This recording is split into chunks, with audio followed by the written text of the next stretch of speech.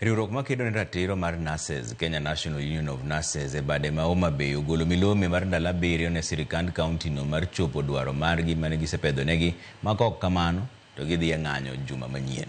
Jotend riwruok mar Nases e kaunti ma Homa Bay wacho ni ne giketo kokgi ogirimiti 4 mane sirikand kaunti no onego ketie tim bang' kane gichungo ng'anyo margi dwe mar achiel higani, to nyaka sani kuom ng'ur mane gichwalo onge mosetim. Jakom riwruok makedo ne ratiro mag Nases e kaunti no Emma Dikokeyo gi jalupne Brenda Peterson okoni gik mane giwinjore ni otimnegi oriwo medo Nases 386 lemo kendo ndiko Nases manyien 150.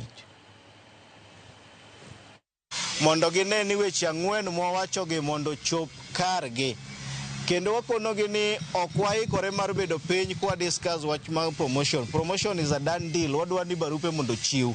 Okwa bibedo piny no chakwa wacho wach mar gratuity gi salary arrears. It has to be paid with the July salary. Be okwa chakwa bed piny no wacho wach employment of additional 150 nurses. We've been very patient to okwadhi rito any longer nikech the nurses obedo very patient kagi rito the promotion letters. We had an agreement that is the promotion letters were to be out in February. Till now, it's like more than 4 months down the line. We've not had any communication from them. We've not been promoted.